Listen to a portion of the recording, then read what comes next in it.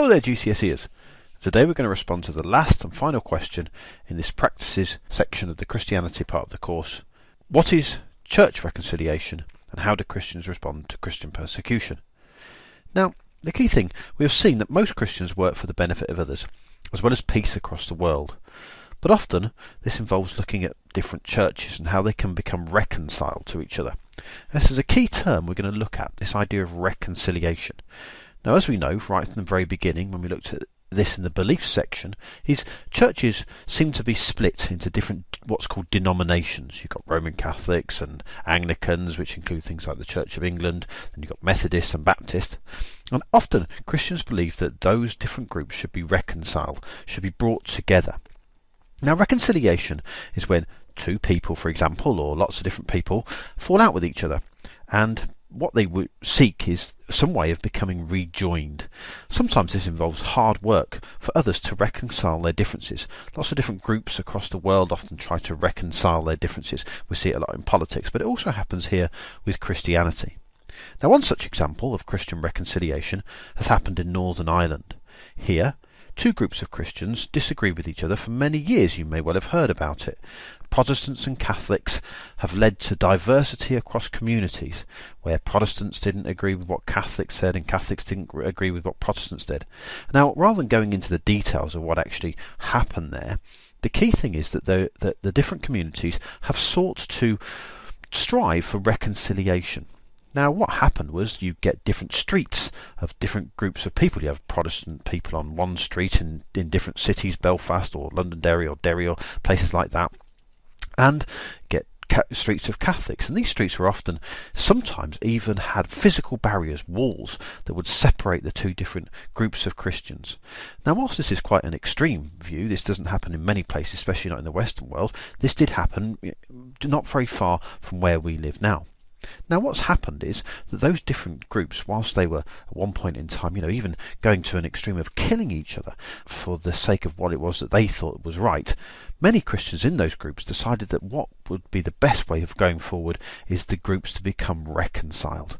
And Christians across Northern Ireland have started working for reconciliation, responding to this quote really from Matthew chapter 5, which is, I suppose, starts off with, before you go to church, first be reconciled with your brother or sister, and then come and offer your gifts, which we see in Matthew's Gospel, chapter 5, verse 23 to 24.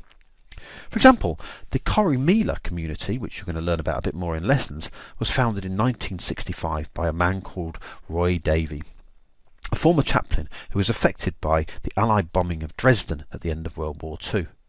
And what happened is he actually wanted to promote harmony across the community of Northern Ireland. And he started that in 1965. And what this community are is they opened up a small dwelling in the north of Ireland. What they do is they look to promote harmony and reconciliation for the people of Northern Ireland and have this residential community on the north coast, as I've told you, in Ireland. Those who attend are given an opportunity to talk and listen to each other. The aim is to move from violence and distrust to a world where people actually start to work together today and actually work together to help each other. They work with families needing help through difficult times or needing some kind of respite support. They work with those aged 18 to 25 to deal with issues of concern to young adults. They work with schools to help children to encourage positivity. And they're currently working with the City of London's University's Olive Tree Programme, which involves the Israeli and Palestinian students. And that's where they will use that idea of how they can actually work those two things together and bring peace and harmony and reconciliation to the community of Northern Ireland. We also see this worldwide, where Christianity is believed to be the world's most persecuted religion. The New Testament includes letters to Christians who were being persecuted at that time, and we have seen how the early church Christians were blamed for things like the Great Fire of Rome and put to death, and for their faith Christians have always seemed to be persecuted. Jesus tells Christians to expect persecution because of Jesus' message. He says things like, this is in John's Gospel, if the world hates you, it hated me before it hated you. But the key thing is that he really urges Christians to work for forgiveness. And we can really see that in the work of certain prominent Christians, people like Martin Luther King. For example, Martin Luther King was a black Christian pastor in the south of the United States in the 1950s and 60s, and he told black people to follow the example of Jesus, to turn the other cheek which is what we read in Matthew chapter 5 again. This led to a great civil rights movement where black people, often encouraged by their Christian faith and the example of Jesus, would take part in something called peaceful protest. They would go into white areas, for example restaurants or bathing pools, and not fight back when provoked. And this led to a change in the law in the United States. Martin Luther King famously said, "I have decided to stick with love. Hate is too great a burden to bear." And the civil rights movement in America really took on its Christian roots, and it encouraged both black people and white people to not be provoked into violence and to get on and become reconciled with each other. And that was key to actually break down the barriers there and bring an end really to the persecution of black people in the southern United States. Today, an organisation called Open Doors works to help people who are fleeing from persecution for being Christians. They are, again, an interdenominational group who believe that when one person suffers, everyone suffers. And they can read that in 1 Corinthians 12. They were started by a man called Brother Andrew, who went to Russia in 1955 to see how Christianity was seen behind the Iron Curtain then. There, he found Christianity was in poverty and often had to proceed in secret and wasn't allowed. So he travelled through Eastern Europe, smuggling in Bibles, and risked arrest and assault and imprisonment for what he did. When communist rule ended, his organisation came to help persecuted Christians all over the world. And today they are quite a large group across the world who helps persecuted Christians, and you'll learn about them slightly more in lessons. But here are 5 points about what they actually do. Open Doors fights for justice and religious freedoms not only across the world but also in the United Kingdom, through meeting with politicians and public campaigning.